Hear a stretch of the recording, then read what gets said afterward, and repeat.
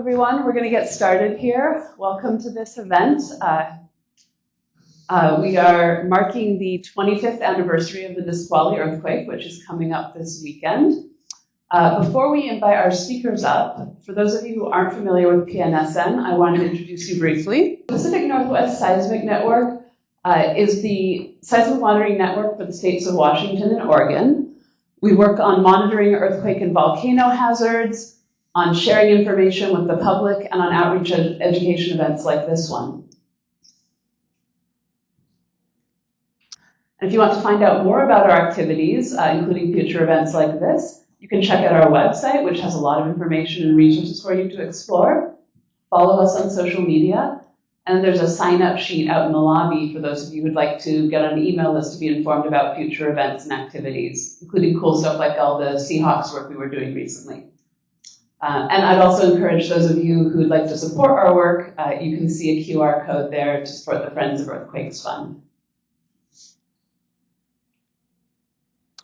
And then finally, I just wanted to also make those of you who are really earthquake junkies and want to attend 2 evening events this week. The City of Seattle is hosting a great panel on Thursday. Some of the speakers who are here tonight will also be there, and there will also be some additional folks talking about these issues in more detail.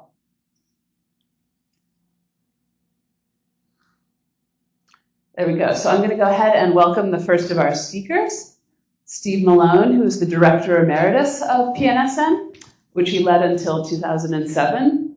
He's currently Professor Emeritus in the Department of Earth and Space Sciences here at UW and continues to serve the research and network operations.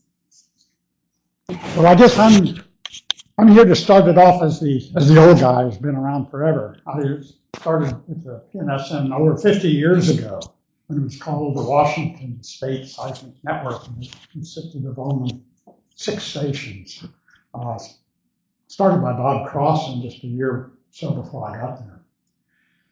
But I was the director of the network in 2001.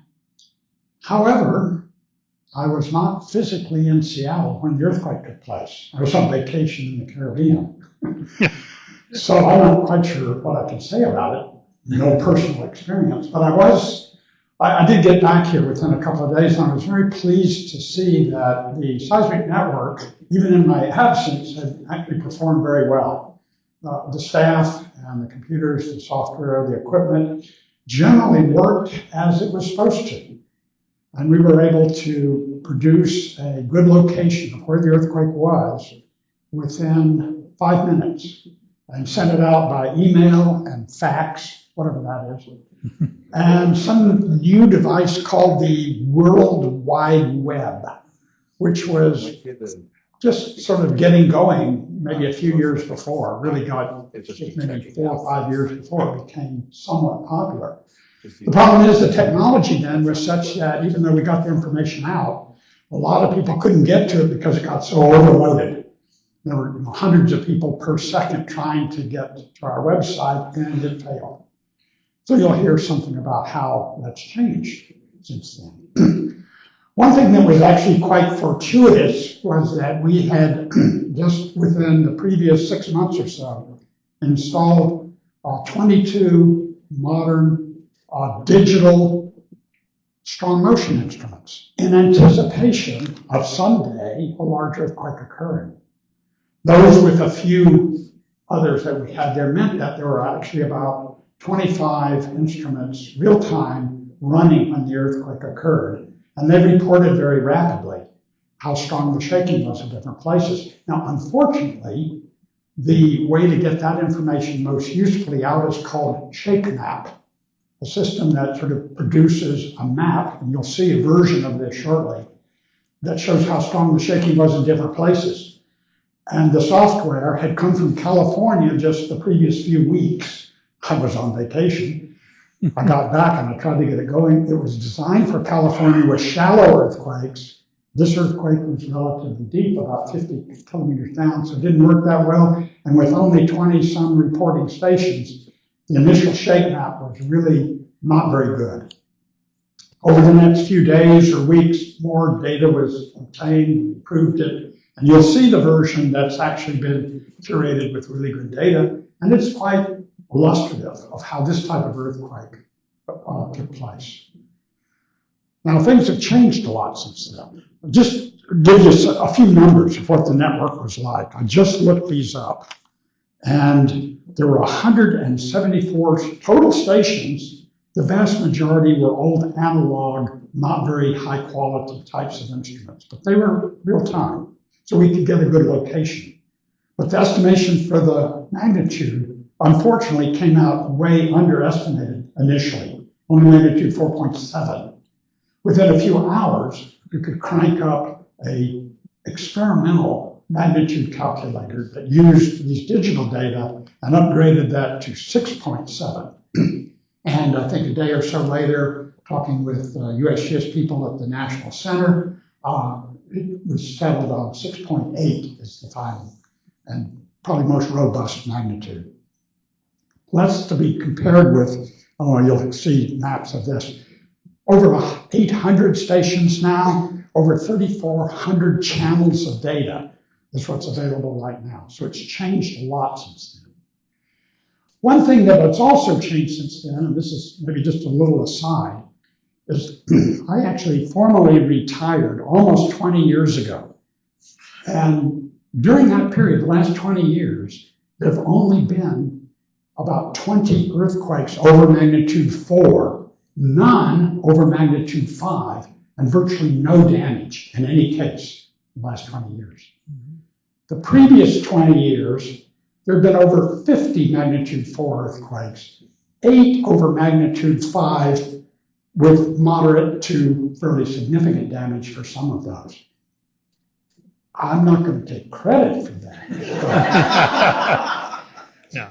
I think we should move on with this and come to a more modern version and really show what's back and forth. All right, our next speaker is Dr. Harold Tobin. He's the current director of PNSN and the Parson Dowd Chair in Seismology and Geohazards here at UW.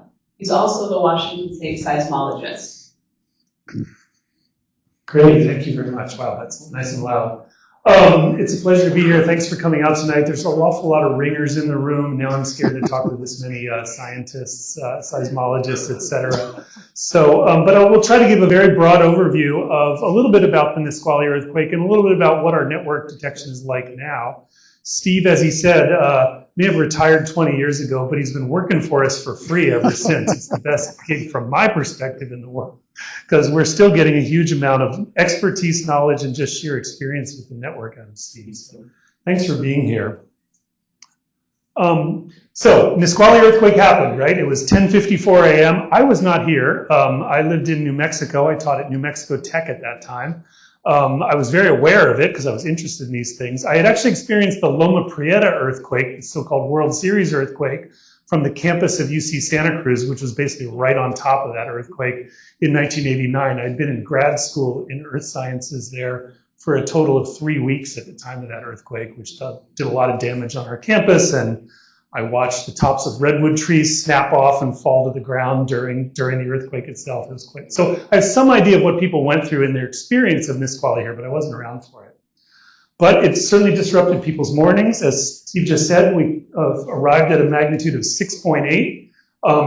You know, its hallmark is that it was, and I'll show you what this means sort of in at least cartoon form, what we call a slab earthquake, or quite deep, about 57 kilometers deep, 32, 33 miles, I wrote 35, I think that's wrong, beneath basically the region just to the northeast of Olympia for the actual epicenter. But a hallmark of an earthquake that deep is that the seismic waves are coming up to the surface, and so they're arriving kind of everywhere in the Puget Sound region almost simultaneously. If you think about the sort of spreading as kind of a spherical spreading from the actual location where the earthquake starts, then unlike a shallow earthquake that kind of hit us all nearly the same time in a certain way. And on the other hand, the good news is that everyone is at least 50 miles away from the location of the earthquake rupture because it's that far below our feet. So one of the reasons why damage, or shaking I should say, and damage was widespread but not especially severe is because of that attribute of the Nisqually earthquake. It also has this hallmark, and Ken Krager could talk about this later on, of having essentially no aftershocks, no felt aftershocks, and hardly any even instrumentally recorded ones. And that's a kind of a mysterious feature of this particular type of earthquake, but it's happened in other ones of these deeper earthquakes. But 50 seconds of shaking, affecting a region all the way down into Portland. That's the shake map that Steve just referred to, now refined with sort of all the data we have available for it. And maybe you can't see what these colors are for, but basically strong to very strong shaking in kind of the whole South Sound, well, really the whole Puget Sound region, and then tapering off with distance away, but really affecting a large region. And damage extended, somebody will correct me if I say this wrong, from about Chehalis all the way up to at least Seattle and maybe even to Everett or so, I'm not sure. A big event that had a big impact on people's days. Now, I can't do this without talking about the Seahawks at least a little bit, right? We've just spent our time monitoring Lumen Field during those fantastic playoff games. But all that, of course, started with the detection of the Beastquake, right? 2011 playoff game, Marshawn Lynch, fabulous run. This graphic of the data from a station across the street called KDK, named for the Kingdom, which no longer exists, but the station is still there, recorded that, and it's become famous in Seahawks lore. So I just want to show you this comparison of Marshawn Lynch to the Nisqually earthquake. The Beastquake is the black line down there. The amplitude of Nisqually earthquake, not at the same station because it didn't exist then, but at one that's comparable, and looking at various ones around, basically 120 times stronger shaking than the Beastquake. Not to take anything away from Marshawn, okay, but that's the kind of difference between a real earthquake and 68,000 fans shaking Lumen Field. So I think we know, and we'll hear a little bit more about some of the effects of the earthquake. I won't dwell on the structural damage too much, just because I think we'll hear from Kyle for some of the engineering things. At the time, though, it had lots of different impacts, lots of effect on buildings and bridges. As I said, fortunately, no one was killed in the earthquake. One person died of a heart attack that was related to the stress of the earthquake itself. But damage, including the air traffic control tower at SeaTac, which had to be repaired to a $2 million bill just for that. Lots of landslides, lots of liquefaction affecting everything from Boeing Field and its runways to the Port of Seattle and lots of other places and so on. Earthen dams and seawalls, including the seawall that supports the Alaskan Way Viaduct. The viaduct wasn't damaged really badly in the earthquake, but the fact that it had been, and the fact that there was a recognition that a worse earthquake than Nisqually could happen, really kind of catalyzed the replacement, finally the removal of the viaduct, and maybe a very positive effect for our city, at least in my view, of getting rid of the giant freeway that separated the waterfront from downtown and replacing it with what we've got today. So it in a way, that was already maybe under discussion is how I understand it, but the earthquake had an impact on that. So we've done a lot. There's been numerous retrofit projects, code improvements, hundreds and hundreds of those kinds of things have happened in the 25 years since. On the other hand, as we'll hear, we still have a long way to go. And we're not done fixing things up to be safe for a Nisqually-like earthquake in the future. Okay, but anyway, Nisqually and other earthquakes I'll tell you about in just a second are really the reason why there's this sort of bullseye in the National Seismic Hazard Map sitting right on the Puget Sound region. Notice what the colors are. Chance of any level of damaging shaking in the next 100 years. And as we'll see, we have a virtual certainty of damaging shaking from a future earthquake, at least based on our historical record and our understanding kind of how plate tectonics translates into earthquakes, kind of equivalent to a lot of places along the San Andreas Fault in California.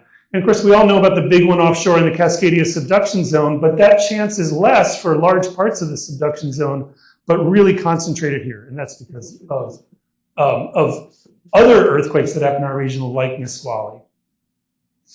So here's a question. I don't want to stop. I teach classes. I have to ask questions in the middle of lectures to see if you're awake or not. What do you think was the most damaging? So in terms of cost, economic losses, earthquake in the last 30 years in the US? Anybody want to shout out a guess?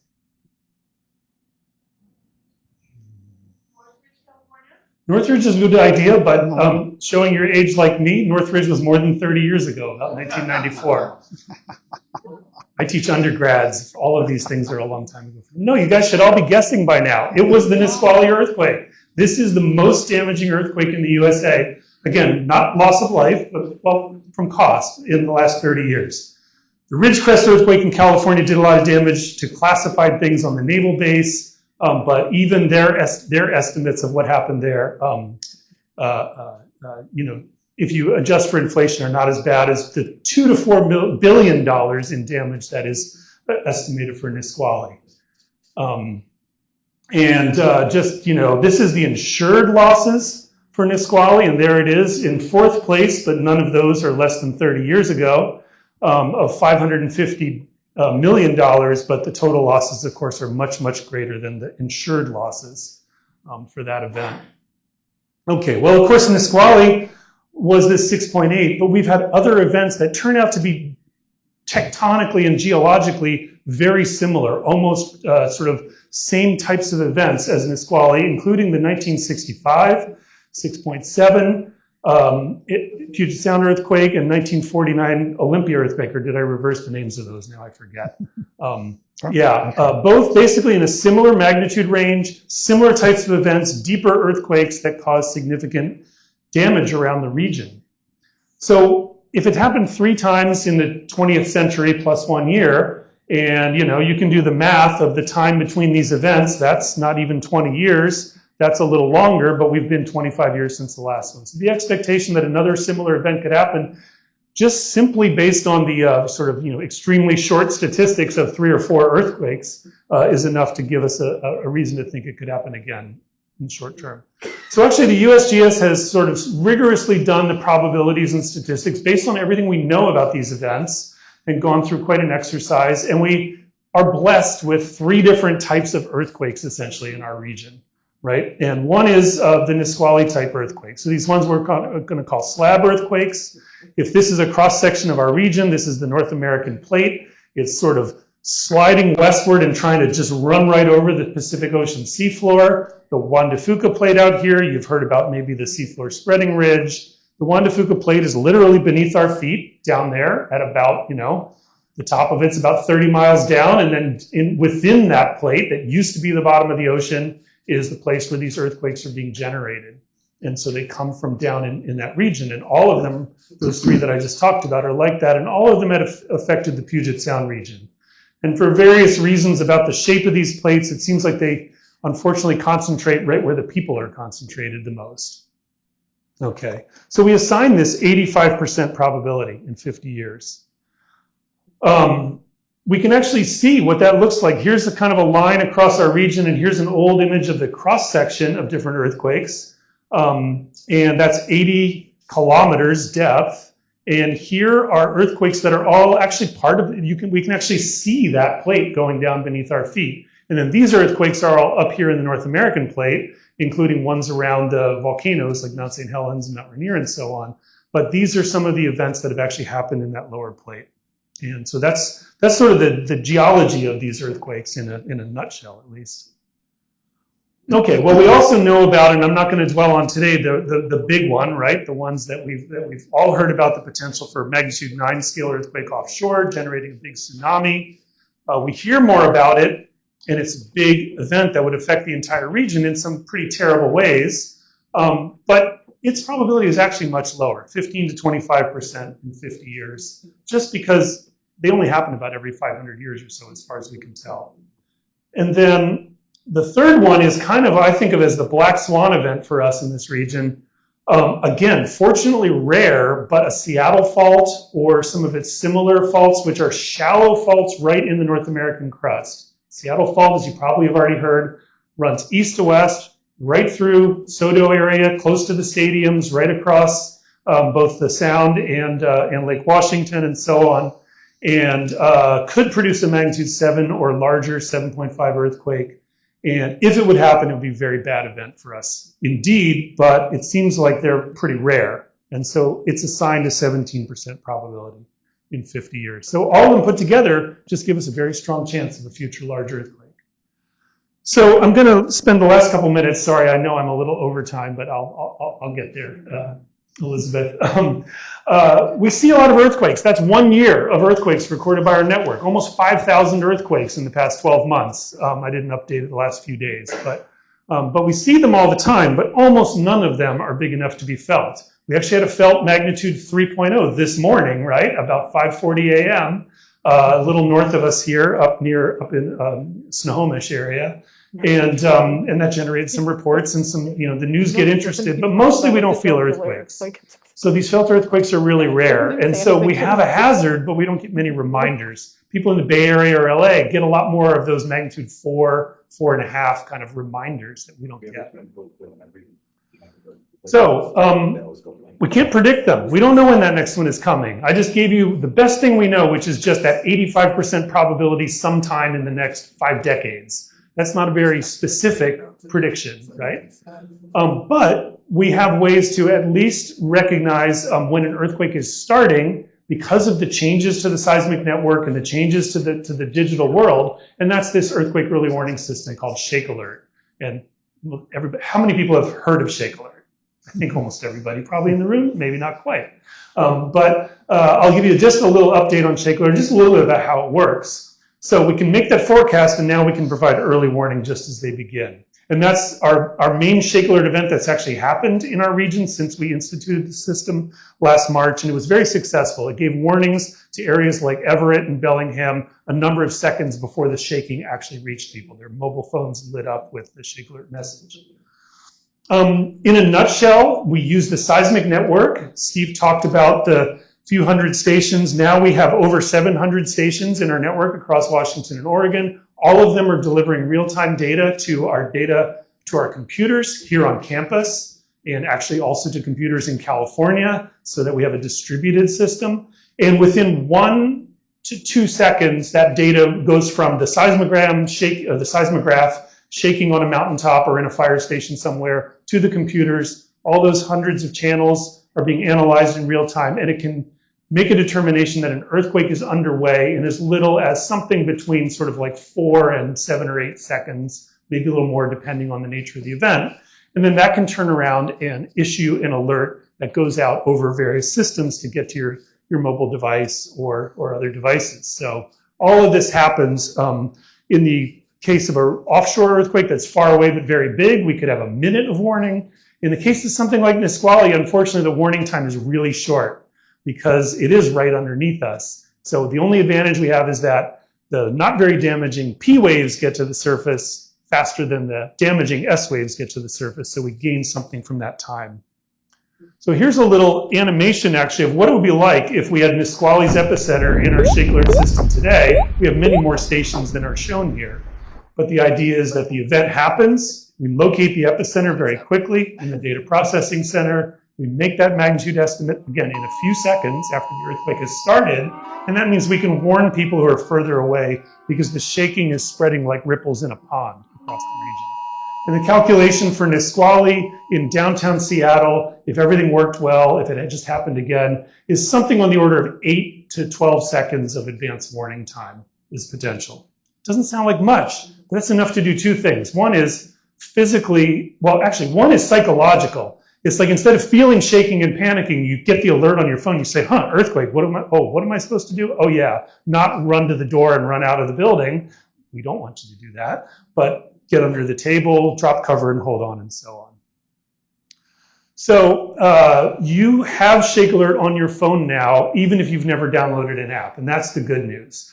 The Android operating system, and just as of December, if you've updated your iOS Apple device to iOS 26, I think 26.2 or higher, it actually has built-in earthquake alerts as part of the warning system. They haven't even publicized it, but it's true. And so you can also, if you're an enthusiast, you want to know a lot more information about earthquakes and ones that happen in other places, download the MyShake app. It's wonderful. But really, you've already got Shake Alert, and it will go out by wireless emergency alerts. These are the Amber Alerts.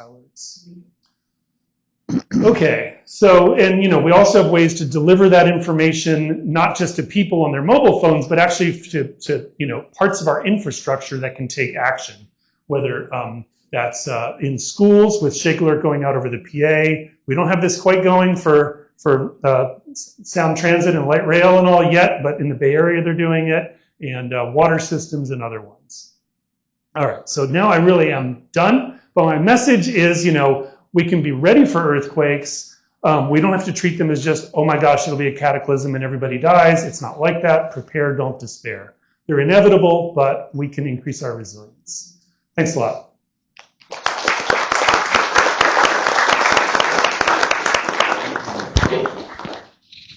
Alright, so our next speaker tonight is Kyle Stuck, the principal of David Called and a structural engineer focusing on seismic design. He's also president of the Washington State Regional Chapter of the Earthquake Engineering Research Institute. Great, thanks, Elizabeth. So I'm Kyle Stuck, again, principal and structural engineer. And I also have a confession that I was not here in Nisqually. I moved here in 2005, so we've got a 3-for-3 streak going here. And really many of my colleagues were, some of them weren't even born yet. So we've got a whole generation of engineers who have not yet experienced what this is like to do in their hometown. But as you'll notice, this is not Seattle. This is Jojutla, Mexico, and I had the opportunity to travel there in 2017 after the earthquake that affected Mexico City.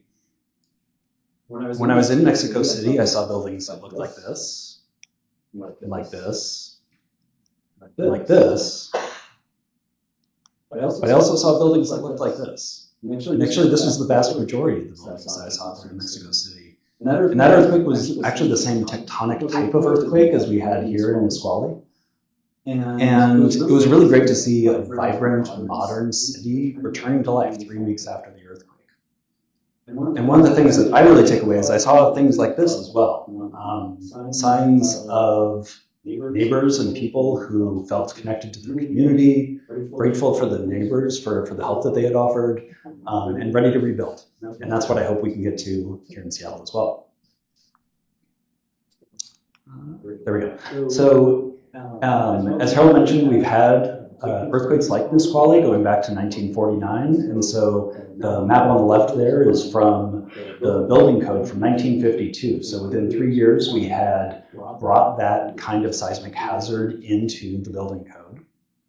And we'd updated that map by the time of the 2001 earthquake to include events like the Cascadia subduction zone. So that was a known quantity at that time. And since 2001, we've also had this series of worldwide earthquakes that we can learn from. So there were a whole series of other subduction zone earthquakes. The earthquake and tsunami in Indonesia in 2004 was one of the first ones where there was like cell phone video of a tsunami happening. And then those later earthquakes and tsunamis, we also got a lot of imagery, social media. And so it really drove a lot of awareness of that type of hazard, particularly here in Washington and Oregon. We had the Christchurch earthquake in New Zealand, which is not the same type of earthquake, but a very similar city to ours in terms of its history and its construction and the type of impacts that might happen in our downtown. And then it's not actually an earthquake, but the New Yorker article in 2015 drove a lot of awareness to the point where me and my colleagues just refer to this as the New Yorker article, like they haven't published anything else in the last 10 years. We got more calls from people who were concerned about their condos, their buildings, their offices from this article than we had from any of those other earthquakes. So this really did drive a lot of awareness in this area. And we've taken that awareness and with the great work of the scientists, engineers, and public officials that are here in the state and in the city, we're doing stuff. So there's a great program here, a multidisciplinary study, which is called the M9 project, to study the Cascadia subduction zone. We haven't had recordings of one of those types of earthquakes. The last one was in 1700. There weren't any seismographs for that. So they created a bunch of simulated ones to understand how that would impact Seattle and other cities up and down the coast. And we've updated that into the latest seismic hazard maps. So these are in our building code. New buildings that are built today are very resilient, very safe. And that gives me a lot of faith in the new buildings that we have. But we also have other gaps. One of the studies that was done in 2012, this was a state-led study called Resilient Washington State, to understand where do we want to be in the state in terms of earthquake preparedness, and where are we now, and where are the gaps, how do we close those gaps? So some of the key recommendations were around schools, utilities, hospitals, the kinds of things that we need to be functional as a society.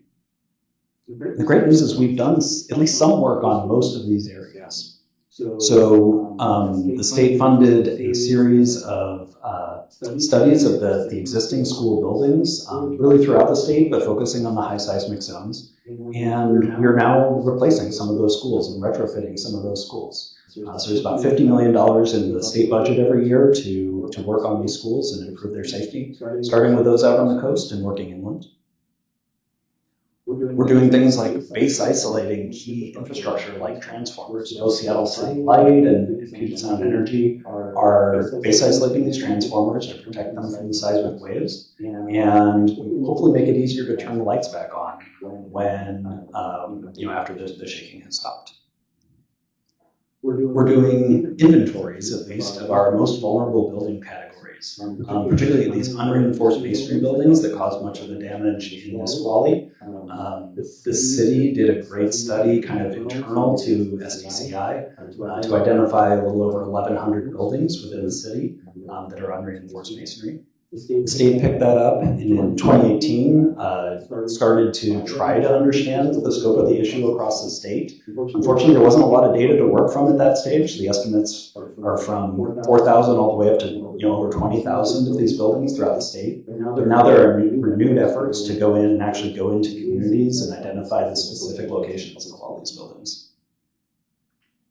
We mentioned the viaduct, but I'm really happy that it came down like this.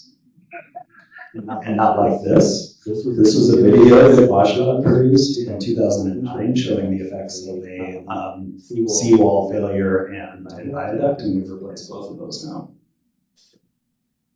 We're building tsunami vertical evacuation structures. We understand much better the seismic, the need for the tsunami vertical evacuation. Many of the locations out on the coast don't have a place where you can just move to higher ground. And so we're building a number of these tsunami towers, and there's studies being done to understand, just how many of these are, so that you can get to one safely within 15 minutes or so, about the time you have between the shaking ends and when the waves arrive.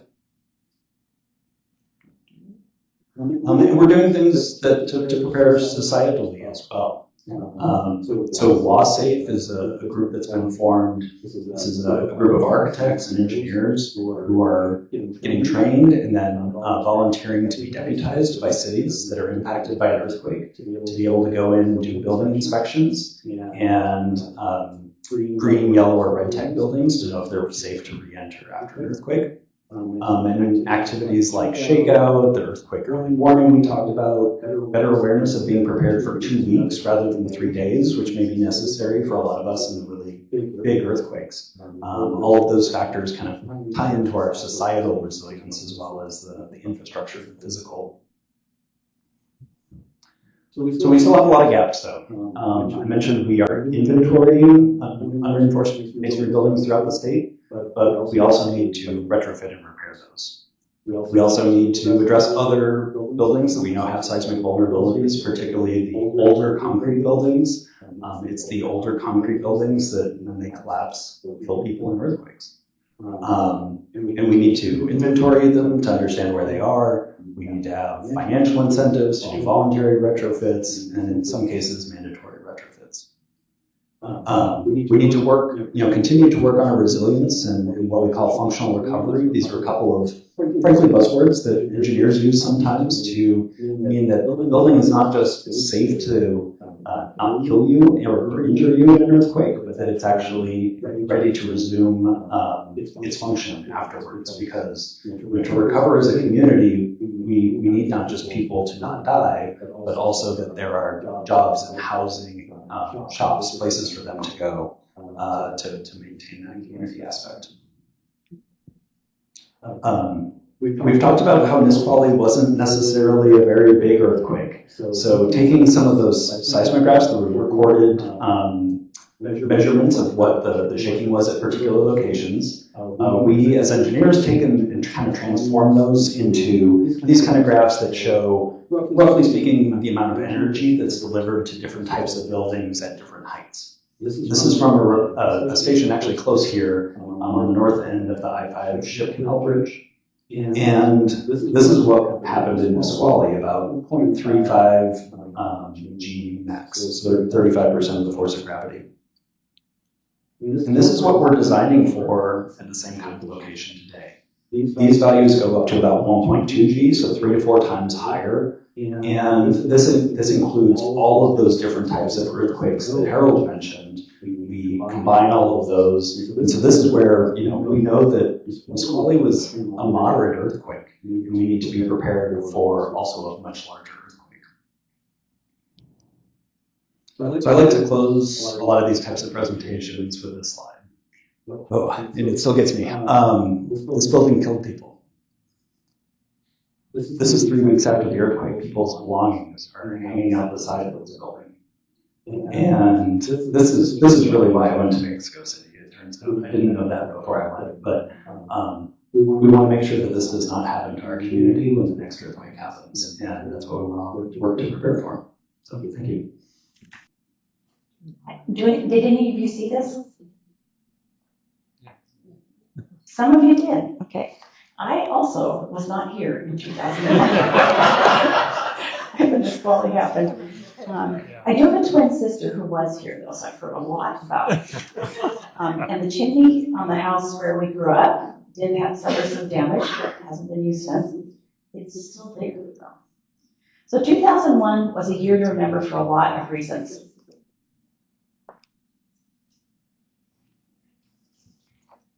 Tacoma News Tribune readers thought the Nisqually quake was the first among those.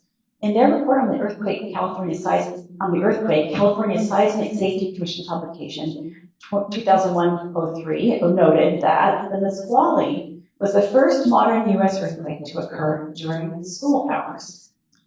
Reports were that drop, cover, and hold responses by school children were well executed.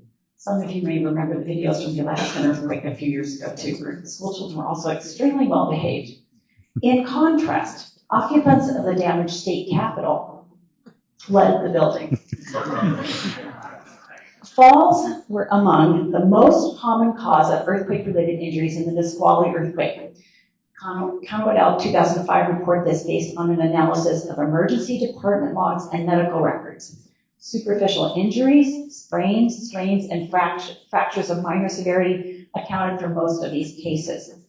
We now have much better methods of assessing what people do and what causes falls and injuries, but this is and other kinds of morbidity in earthquakes or mortality. We can use videos and people's security cameras with their permission to register what's going on. And some of you maybe have seen the videos, for example, from the Chilean earthquake that showed what people were doing. So we do know that still running around in an earthquake is not a good idea. So while a lot of things have changed, like that, for example, also the Seattle PI and the Alaskan Wave Viaduct are no longer with us. Some things have changed less than you might expect or hope. And you've already heard some of this from some of my colleagues here. Did you feel it? So I have to say that Harold has presented at least 3 of my slides. We didn't coordinate that much. So did you feel it? Did any of you respond to did you feel it during the Nisqually? Yes. This is really a earthquake cognoscency here in the class, I was going to say, in the crowd. Yeah, so a lot of people did. So Did You Feel It is a system that you can get online and where you can get online and register your experience. And it's also called the Community Internet Intensity Map for its main product, which it had rolled out actually only 2 years before the Nisqually quake. Over 10,000 responses were registered for the Nisqually quake, as shown in this Did You Feel It map here. And I think it's the same one that Harold showed in one of his slides. The Did You Feel It system collects intensity data from internet users' shaking and damage reports, and it generates intensity maps immediately following earthquakes. And there's a note from several scholars that the data collection and assignment of Did You Feel It based intensity are not the same as traditional expert assigned intensities, but they're made very rapidly, provide better coverage, and at a higher spatial resolution, and allow citizen input and interaction. And in a space where we are, like Harold said, without these constant reminders, this kind of interaction is really important for awareness. In recent years, Did You Feel It has been expanded by researchers like Jim Goltz and Mike Lindell, for example, who's worked here in the state. They've worked with people at USGS and elsewhere to expand the usefulness of this system and add, for example, auxiliary questionnaires that include questions about the responses to earthquake early warnings from Shakeler and use of apps and that kind of thing, and the kinds of things that we otherwise would not otherwise know. So there's been big progress in our ability to understand what's going on during earthquakes and what people are doing. So I'm going to skip over a bunch of the intervening years, but one of the things I thought was worth noting in the intervening time period from a public perception for this period was the Beastquake. This is one of 2 years that deserve this special note because of what you also heard from Kyle. Those of you who are either PNSN or Seahawks fans recognize this, and also because you all saw the slide. This put seismograms on the front page, as shown by this 5-minute clip. John Vidali noted that this was capturing Marshawn Lynch's spectacular 15-second touchdown run to assure the Seahawks of victories on January 8th and in the playoffs. It caught a lot of attention, and subsequent seismic activity records also have caught public attention, including the Rave quake from the Sounders fans in 2019, the Swift quake during Taylor Swift's Eras tour in 2023, and more recently, magnitude 3 and 3.2 shaking generated by fans of the Seattle Mariners in T-Mobile Park during the American League Divisional Series and American League Champions Series in 2026, and then also your recent Seahawks adventures. So this kind of thing may seem like a publicity stunt, but it's a really important way of capturing people's attention and getting them interested in what's going on underneath their feet. Wait, I really can't chew gum and talk at the same time. Okay. So this also has been shown. And in 2015, the really big one by Catherine Schulz ignited local and national imaginations. It went viral and catalyzed public discourse and media attention, not only regionally, but also nationally, which was very important for the Seismic Network funding, among other things. It catalyzed a lot of public discourse and media attention, including the Reddit Ask Me Anything shown here, which was hosted by John Vidali and others, including Sandy Dowden, who did a fantastic job of reporting on earthquakes over her time in Seattle Times. It also triggered an Oregon Public Broadcast series, for example, of 19 articles titled Unprepared, among many other responses. And Catherine Schulz herself responded shortly thereafter mostly to outcries that this was fear-mongering, with a long story on how to prepare. Unfortunately, that piece is not open access. The other one is, to the best of my knowledge. In research conducted at UW, we found that almost a third of the adult population of Washington had either heard of or read the really big one. So yes, it did reach a lot of people. Just before the rollout in 2021, we conducted a survey in Washington State with a population representative sample. We also conducted another survey in 2023, and we asked residents of California, Oregon, and Washington if they had heard of Shakeler. And we asked here, and you guys are not represented population. No, actually, you really aren't. So here's old as gold. So you can see what happened. So there was already Shakeler in California, and you can see that in Oregon and Washington there was some awareness of Shakeler. This is probably leading up to the rollout. EMD had done a lot of work to try to prepare people, EMD among others, as you'll hear from Brian. When we asked them in 2023, there was a noticeable increase. So yes, at least some people became aware of Shakeler after its rollout due to the effective spread of that information. And as we've heard, there weren't a lot of earthquakes to make people aware of this. So it was really work by the professionals here and elsewhere. So you guys all know this stuff, but how many people do you think know these things, whether these things are true or not about Shakeler?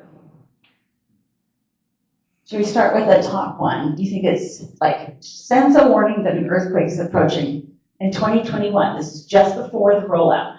What is it, more than 50% or less than 50%? Okay. No, it's more than 50%.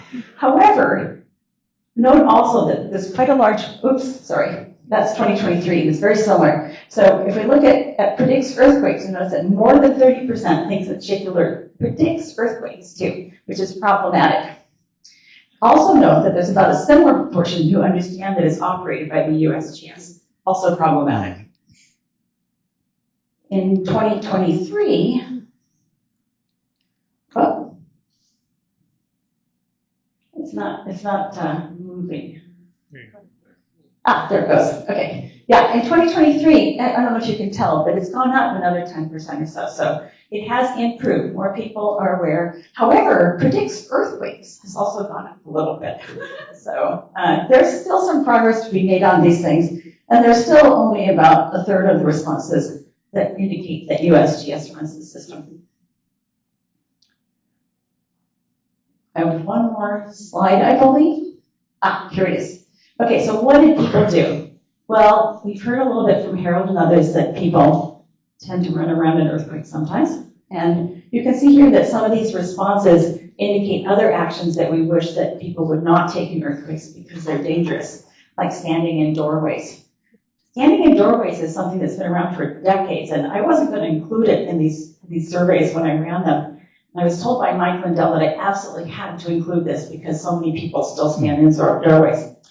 So what usually happens in earthquakes is that people stop what they're doing, they freeze, because they want to try to figure out what's going on. This is called milling, and they will ask people around them what's going on. So this is, as Harold said, the mental solace of an app or an earthquake alert is that you have some idea what's going on. It enables you to take an action that you would otherwise probably not think of taking. Note also that drop, cover, and hold on, though, it's only about 15% of the responses. So still a very uncommon response for adults. These were all adult respondents. And then people have a variety of other actions that they take. With that, that's it. I just want to say that we have a very lively group of collaborators. This community, of which many of you are part, is a really wonderful community to conduct research on and to try to do practical work that helps the community. Succeeding the M9 project is Cascadia Coast Hub, which also conducts research in this area, of which Harold is a part and others. And it's been fantastic to be able to collaborate with NSF and USGS on this kind of work. Thank you.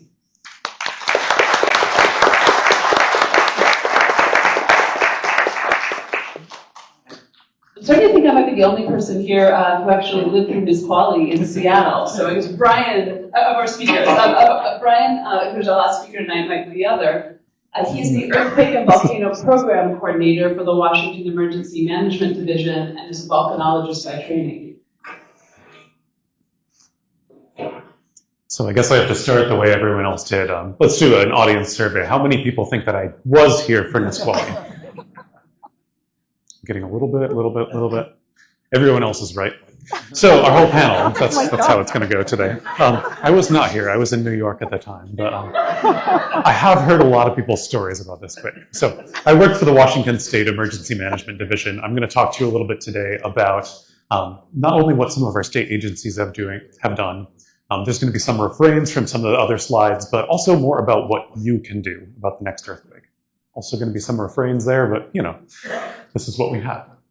So we're going to start with a little story here. How do we lessen earthquake impacts? We've talked about it a little bit. We're going to talk about a different earthquake that wasn't Nisqually, but in 1999, about a year and a half before, the Satshup earthquake, about magnitude 5.9 under Grays Harbor County in Washington. It was felt by some folks in Olympia as well, not nearly as big as Nisqually, but it did a lot of damage here, including the Grays Harbor County Courthouse, this major dome that's right there. It took about $15 to $18 million to repair that building. And they started those repairs. They decided they were going to make it more earthquake resilient.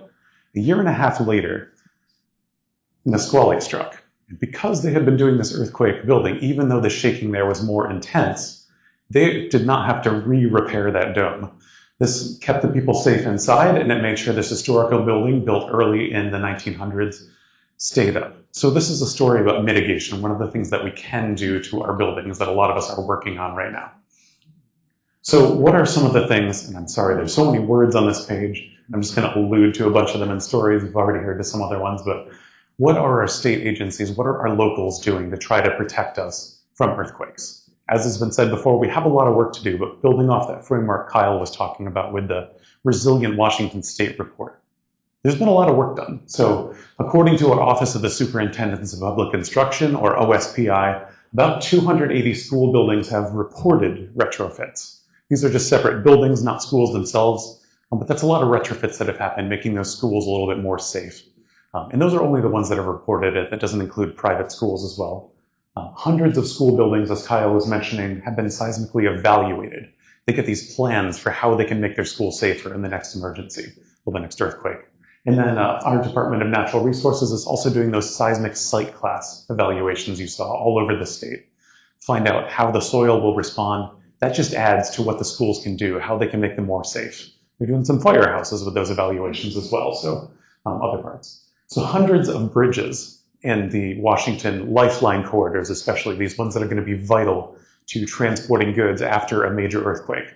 These are being retrofit so that they will not fall down during an earthquake. That protects the people on the bridges, that protects the people underneath. It's going to take some repairs before they can be major transport, but less repairs than they would. So this is definitely worth investing in. Great jobs by WashDOT. It has been mentioned before, but looking out for those unreinforced masonry buildings around the state.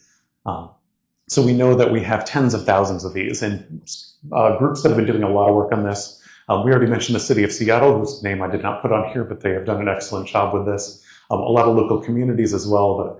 But my group at Washington EMD, in addition to the Department of Archaeology and Historic Preservation, who have so much data on these buildings, and Department of Commerce. And actually this Thursday, you can go to Seattle's to learn a little bit more about their URM efforts.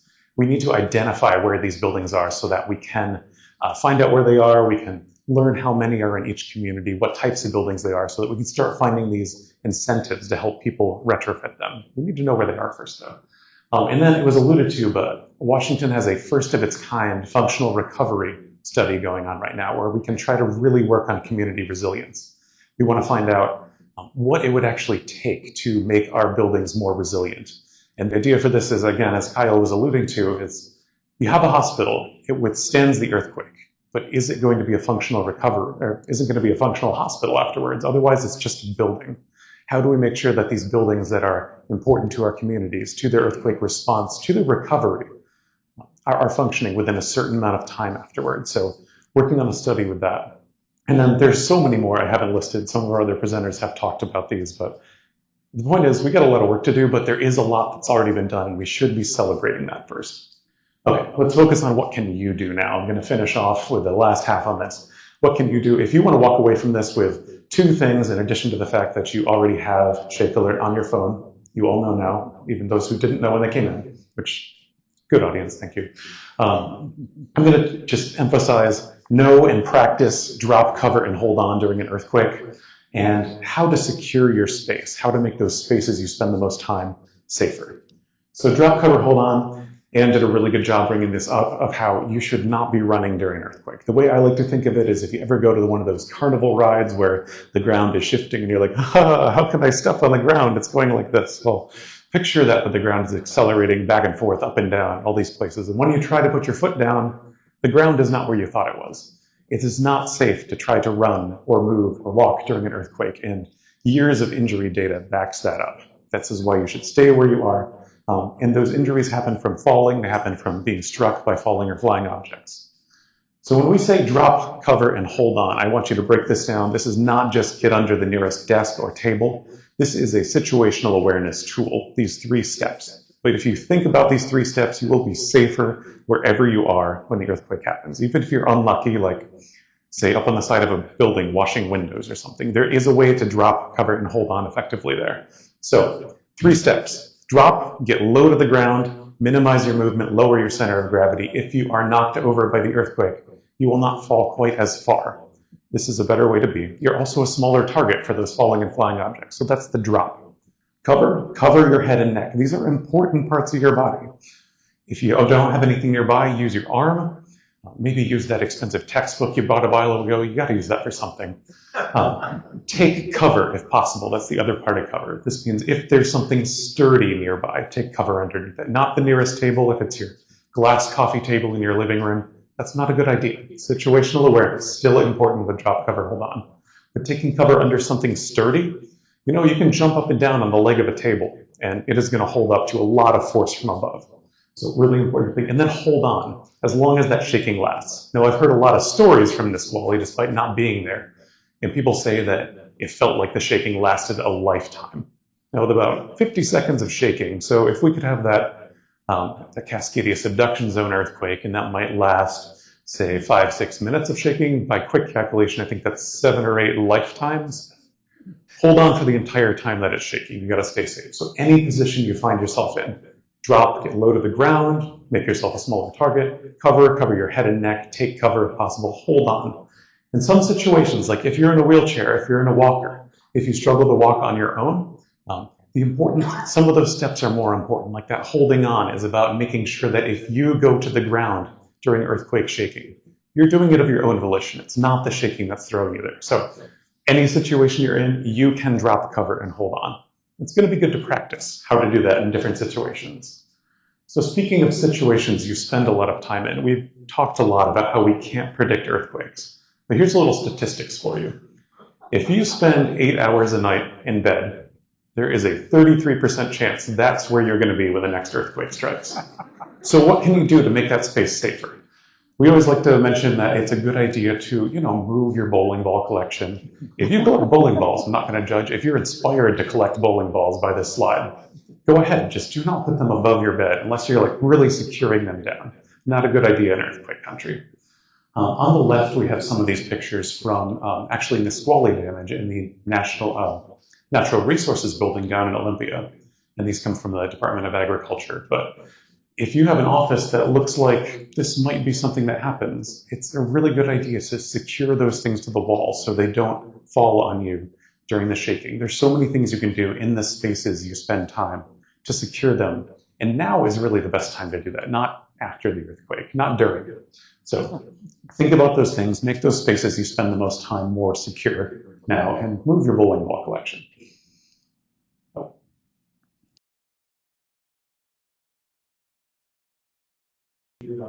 Secure your space, is a very good place to learn as far as how we can secure things. We might not even fund the security of premises. Another thing here at home has been fun. We're just talking about non-structural hazards and bowling balls, things like that. These are things that are just kind of part of your code. And all not really secure. Also, think about structure. Whether it's retrofitting your unreinforcing buildings, secure is the last place of elevation. It's the last thing. And then two level is variable, flexible, they think material. But if they shape on the foundation, that is a huge difference. I think space that really launch make sure that it's up there. So these are things you can do as a lot of resources. This one has a responsibility of making sure that maybe there's a path to evacuation. There's not always an earthquake and any kind of companies. It's developing. Over chance to practice. One other thing that's happened since this was in 5 years. This year is going to be our 15th year of big rate shakeout. I've drilled over each year over 1 million components. 5 years. Practice throughout the cover. And they also do additional skills. And Washington, we also do this tsunami. People can learn their tsunami practice things. If you're not very much with that, you might be a good witness or anything. Don't think about earthquakes, all the time. Just keep this one thing here. Sign up, join, register, and actually take practice. We talked about it's going to be stressful during an earthquake. So the more you practice, the more you have it in your muscle memory.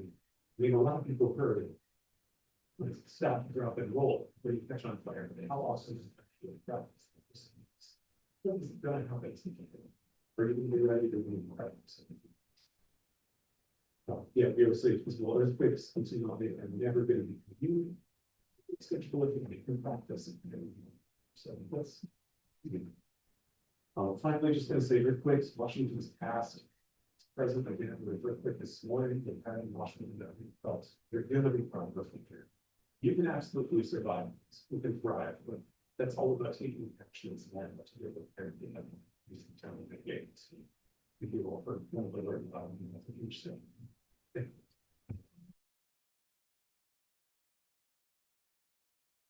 I've never heard that for any other stadium in the US.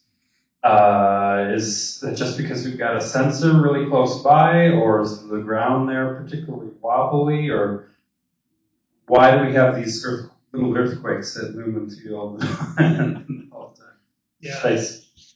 it's. I think we've heard about it here because we live here and people love the Seahawks here. And somehow that connection got made to the Seattle Times after that event. Honestly, people have done this kind of sort of outreach seismic experiment in other stadiums, and if you put tens of thousands of people in any big structure in the country, it will shake and it will shake the ground. And it's not rocket science actually to put something that measures acceleration on it and get a signal. So this has been done. You know, Ohio State football stadium, they famously did it. Everybody in Ohio probably knows that, but no one here does. Yeah, we're not as unique as we would like to think.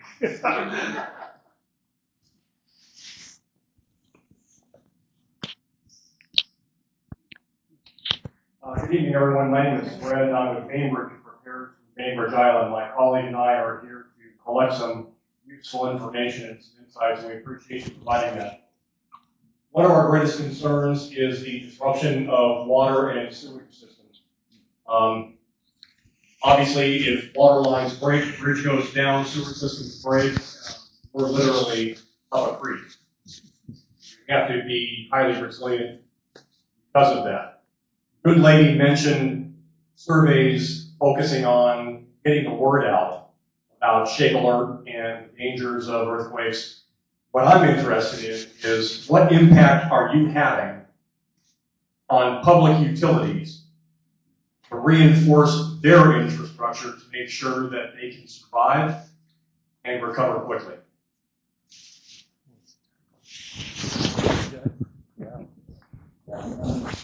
Unfortunately for this answer, I've focused my practice on buildings, and so I don't have as much experience with utilities. And least of all the water-based utilities, unfortunately. But I know that there are efforts to at least understand what's there. We have a lot of very old water systems, but to my knowledge, there has not been a systematic effort to replace the distribution systems. I think there has been a lot of hardening at particularly Seattle's reservoirs and some of those types of facilities. We have worked on a number of hospitals and other types of facilities that have storage tanks for domestic water, for fire water, and an empty tank to be able to store their own sewage water for weeks after an earthquake. But that's obviously not in every single building. So yeah, I think that's an area where we would see significant destruction, to my knowledge.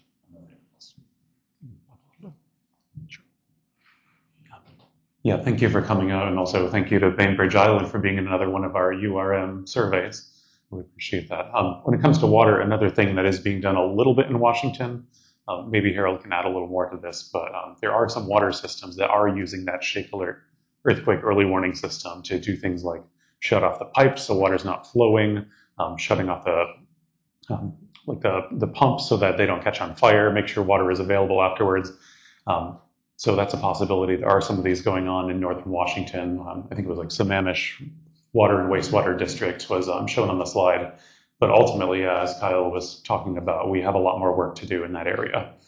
And I know that is somewhere where we still need to work a lot harder. So, yeah, just to comment that, yeah, if you want to think about like the difference between earthquake preparedness here as compared to Japan, where it is all in the functional recovery, functional resilience side of things. Their systems from every level, the stuff underground you never think about, right up into the buildings and the stuff that's in the buildings, is designed for that, being able to not just survive the earthquake, but come out of it with things being usable again. After the Tohoku earthquake in Japan, so Sendai City in Japan was right, very close to the epicenter, very strong shaking, very strong accelerations. university there, Tohoku University. One of my colleagues works there, so I emailed him as soon as I heard about the earthquake. Are you okay? Is everything okay? And fortunately, they're outside of the tsunami inundation zone, which hit part of that city, but not up on the hill where the university is. And he said, "Oh yes, the power never even went out at my office." You know, he was fine. He was in his office working the day after one of the 5 largest earthquakes that have ever happened since we had seismometers on the planet. So that's what where we could get to if we really take seriously the kinds of things you just brought up. All we can do is basically keep trying to make a lot of noise and beat the drum about doing it. It's ultimately up to building codes, legislators, you know, and so on.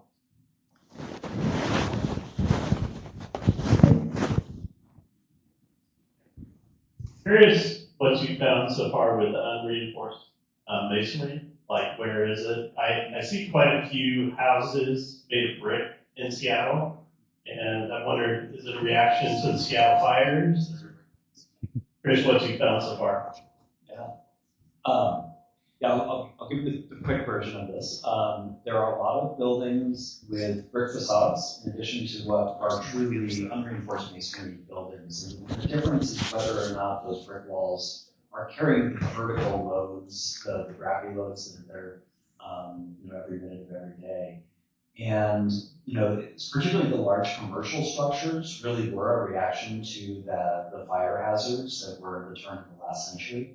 And the weakness, ironically, that we see in seismic with those types of buildings was built in as a feature to provide additional fire safety. So the fact that the floors in a fire could collapse away from the walls without collapsing the wall is the same weakness that we see where those elements are not connected to each other, which then becomes a vulnerability in an earthquake.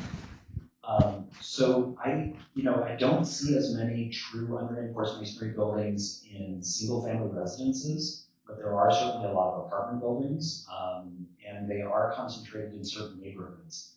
Pioneer Square area, Chinatown International District, Capitol Hill, Ballard has a collection. There's a number of industrial buildings in SoDo. There's a fantastic map on the Seattle City website where all 1,100 or so buildings are categorized and addressed and geotagged. And there's information starting to come in about which ones have been retrofitted as well. So really a lot of great public data there. Great, thanks.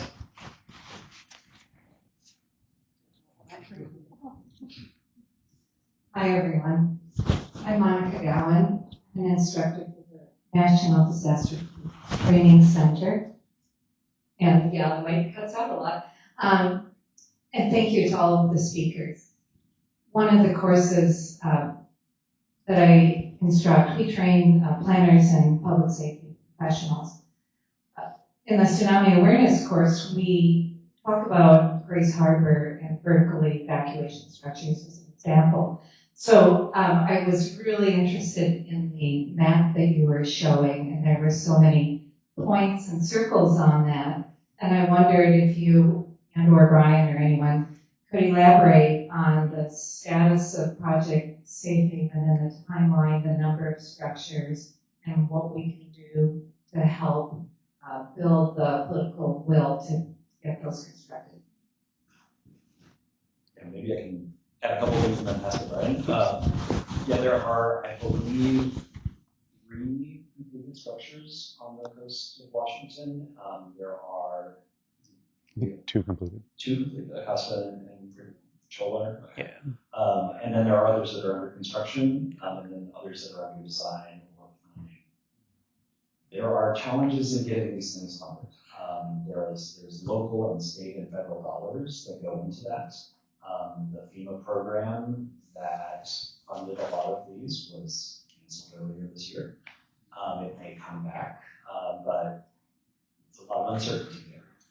These are small jurisdictions. There's not a revenue flow that comes from these towers, right? So it needs to be funded by those kinds of government obligations, and it's often challenging. It's a challenging engineering problem to design those structures to survive the earthquake and provide safe refuge in the tsunami, but it is also a huge political problem. And a lot of these challenges really are more a political problem than an engineering problem. We have technical solutions for a lot of these things, but the political will is not always there, and that's part of what building awareness is. Yeah, thank you for that. And that's just part of it as well. It is getting one of these constructed is really a community project. It takes community will, it takes engineers, it takes geologists, and it takes people who are aware of all of their hazards to actually work together and build something like this. And I believe based on Project Safe Haven and a couple more, the idea is we need 58 of these structures. And that was based on a long time ago. The coastlines have changed, the populations have changed, and the numbers change even when it's, say, like tourist season versus not tourist season. But we do still have the same need. We need people to have high ground in these situations. So it was alluded to that it's very difficult to get the political will, but a couple resources have come out. At EMD, we have a very active tsunami team, 3-4 people that are actively working on this. They're always out there with the communities, really trying to push things like this. One resources they came out with, you can find on our website, is a manual for communities, and it basically lays out, these are the steps you need, these are the partners you need, these are the things you need in order to get this off the ground and working. And some of the challenges, in addition to just the funding uncertainty, because these are expensive, they're $15 or more million is the kind of project you're looking at. So, I mean, some have been situations where everybody's raring to go, and then in a vote, they just decide they're not going to do it. That's happened in a couple communities, and some of these communities need multiple structures too. All we can do is continue to give everyone all the information they need, and then just try to encourage them that they actually do need this. It will save lives. Yeah, a lot of challenges, but every single one that is built is a huge success story, and the more we can emphasize that as well, the better it's going to be. So. Hi, everyone. For being out here as I figure out how to mic this. Ultra close. So, if you didn't already know, now we know that we're going to be running out for an earthquake. We should all cover and hold on. But then we're also supposed to evacuate exits from our building. And then at some point, though, all of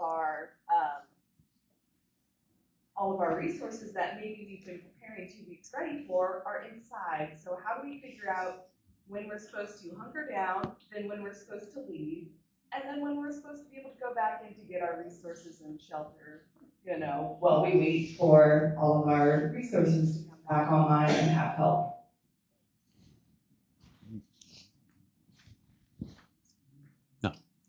I can get started with this. Sorry, I was having microphone fuzz issues, but it's okay.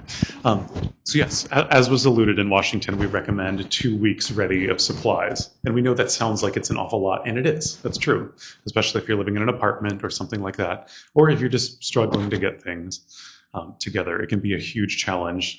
We always recommend that anything is better than nothing when it comes to that. You're always on a journey of getting prepared. Anything you've done is better than not doing anything at all. But just think about like picking up one non-perishable item, one extra jug of water every time you go to the store. This is attainable, at least in some degree, for most people if they try. We know it's tougher for some than others. Now, when it comes to actually whether now you're thinking about a building and is your building safe in an earthquake, do you have to actually leave or come back? That could be a real question for people on the coast who have to evacuate in case of a tsunami. Where do they actually store these things if they're going to need them afterwards? These are a lot of problems people really need to think of at the local level and what your individual situation is. We wish working in government we had all the answers that worked for every single person, but again, it's going to come up with a little bit of guidance. What I'd say about the evacuation side of that is you do not always need to evacuate a building after an earthquake. That's a thing. It's really, am I losing audibility here? Okay, it sounded like it got quiet. You're really only going to need to do that if, say, for example, your building is on fire, or if there's really obvious structural damage to the building itself. You might be able to see cracks in supporting walls and X's, or if you smell smoke, if you see sparking wires, if you smell gas, things like that. But if you're not experiencing those, it could be like your situation where you just keep working the next day. Not every earthquake is going to be that bad. But the point is having some things stored. We also recommend having a go bag in case you need to evacuate in a hurry. You might not be ready.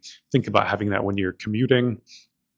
Yeah, and going back in, when it's safe to do so. You might have to make that decision on your own if the folks from WASAFE can't come evaluate your building very quickly. And anybody else want to add? Yeah, please.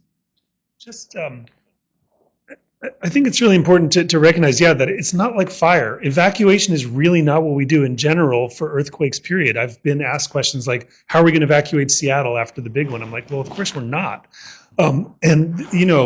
A quote like everything west of I-5 will be toast, or the idea that sort of everything's just going to liquefy and comprehensive building destruction.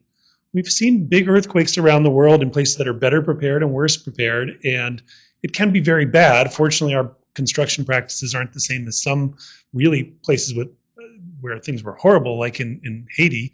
But in general, most structures are going to still be there. You're going to have your emergency preparedness kit, and for a few people, it won't be accessible anymore. But for other people, it will. And this is the second point I want to make is, I think there's a lot of people, it's too much Hollywood. We kind of think it's going to be Mad Max after the earthquake, and everybody's sort of fighting for themselves. But we've seen after disaster, after disaster, after disaster around the world, what people do is help each other in the vast majority of cases. And so maybe your kit's not accessible, but fortunately your neighbors also did it and they share with you. And I mean, that's for me is the kind of the optimistic side of it. But I think that's very real, is that's what actually happens after big disaster events. I saw that in at least a significant way in Santa Cruz when I was there in 1989. And I still very much believe that's true for these events. So if everybody prepares a little, then we can all help each other out. Now, I don't have really a comment on this, but maybe a question that's related, and that is, will any of you compare 49, 65, and Nisqually for the amount of damage that was done and the people killed in those older earthquakes, as opposed to really nobody directly killed in Nisqually? Why is that, even with a bigger population?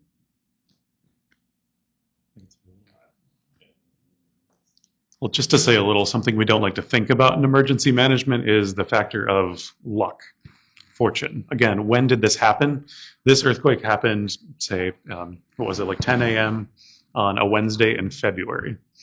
And people were not out on if this had happened on a sunny Saturday in the middle of the summer where there's tourists walking all over Pioneer Square, it would have been a disaster. So many people would have been very seriously injured or even killed by all the falling bricks in that area. So that is definitely one part of it that I would speak to.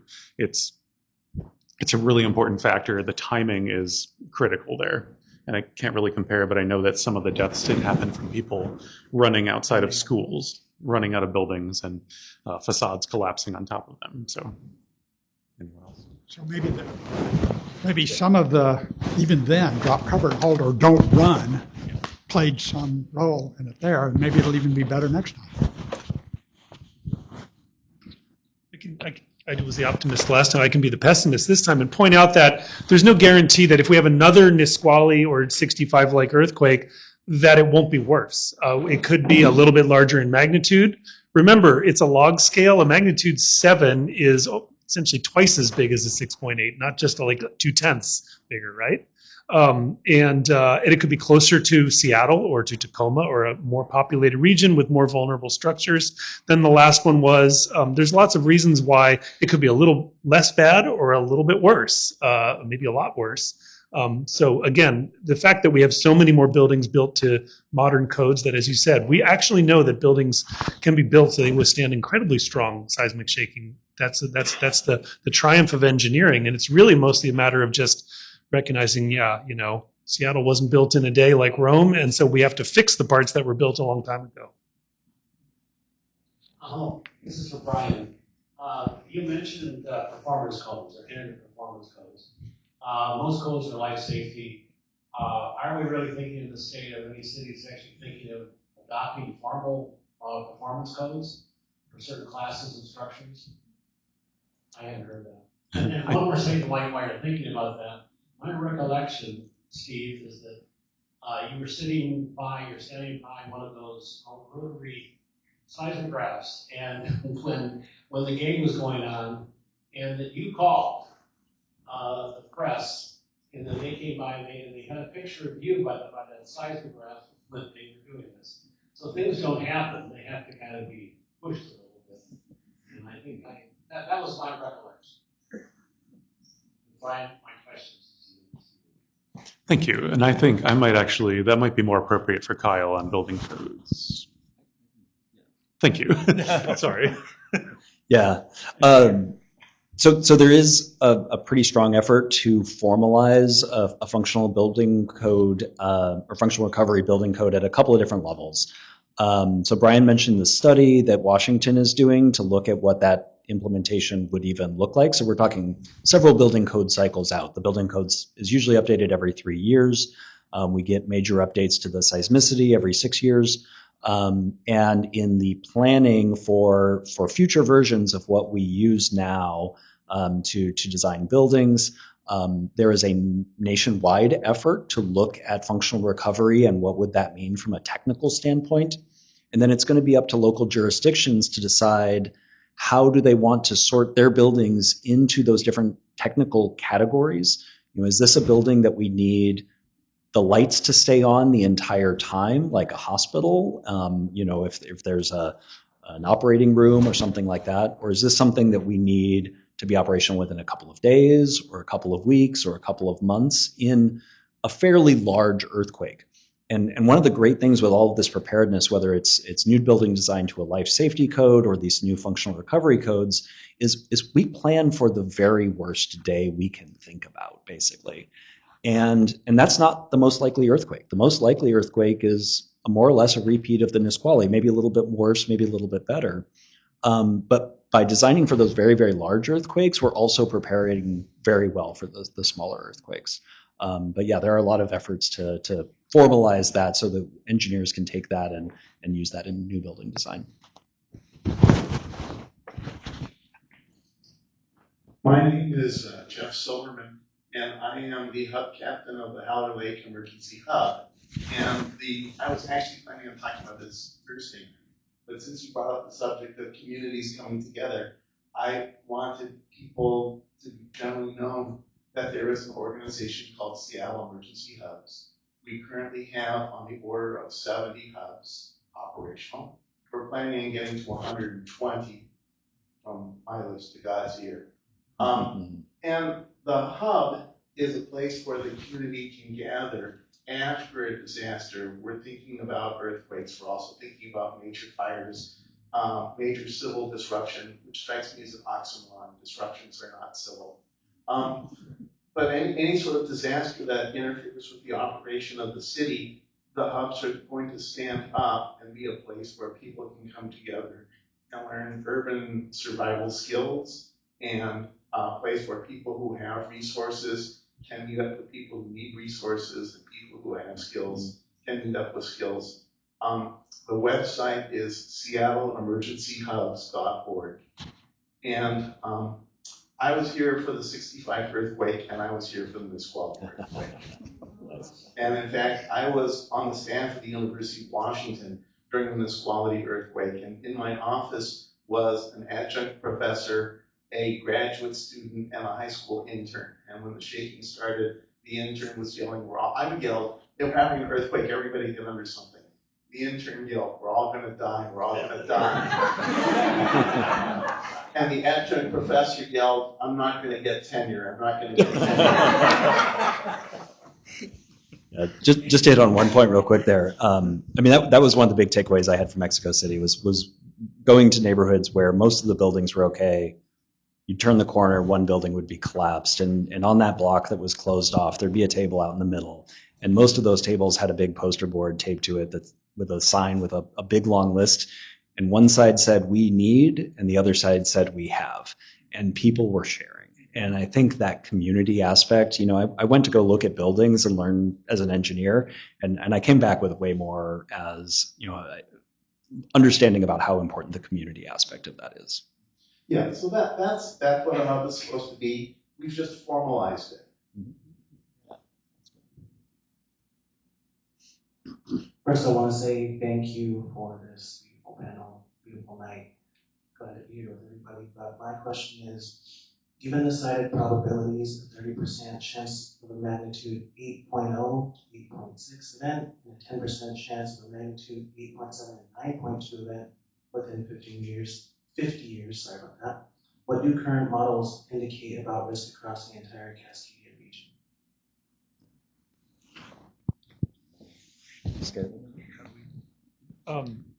Yeah, those kind of numbers, obviously are estimates based on our very imperfect understanding of the geology and the history of these events, because we don't have much history, right? Things that happen every few hundred years, we would need many, many millennia till we had the statistics to really sort of nail that down. And then it still has randomness to it. But I think, basically we can say here are relatively likely scenarios. There's actually somebody who does research on that right behind you, talking about what are the bigger and smaller Cascadia megathrust earthquakes and how to do computer simulations of them. And so we assign those probabilities, and the reason we do that. And then there's a decision to address what Kyle just talked about. So you don't build for the average event, you build for, well, maybe the worst case event, but maybe the worst case is so bad that actually that would be an impediment to getting stuff done because it costs so much to prepare for that. So maybe you decide the worst likely case in some ways. And we could talk all night about how those kind of things are decided. But the risk, the hazard of such an event is real, and the numbers you said are pretty good at a little bit smaller, like magnitude 8. A little higher chance, but then that probability of something approaching a 9 or beyond is at like 15%. The impacts of that, I think people here in Seattle or in Puget Sound sometimes overestimate how comprehensively damaging that will be. If you look at the real estimates, loss of life over here, as opposed to from the tsunami on the Pacific coast part of the state, is not estimated as being very likely to be in the tens of thousands or something. On the coast, unfortunately, yes, that part is true, and it's more the tsunami than the shaking in a case like that. Yeah, I'm not sure if I'm addressing your question completely because it's very open-ended. But we have these scenarios that assess what the risks are, and the work of the engineers is to kind of determine what that most likely shaking is and how that will impact the built environment. And we're kind of continuously trying to improve those models. But that's why we're here doing research on this. Yeah, and some communities on the coast are also choosing to make really challenging decisions. The Quileute, the Macaw are moving their entire community to higher ground to move them out of the tsunami inundation zone. So schools are being relocated, housing is being relocated, and that's a huge decision, right? To leave that place near the coast and move away from that. And that's being accomplished with again local and state and federal funding. So those are big generational changes that are going on. And then there's the work that Brian mentioned, some of the work that WashDOT is doing. One of the research projects that I know is going on right now, including some work that's happening here at University of Washington, is to understand the performance of some of the older bridges that haven't been retrofitted out on the coast, so that we understand which ones might be usable and which ones might be available for that kind of emergency response.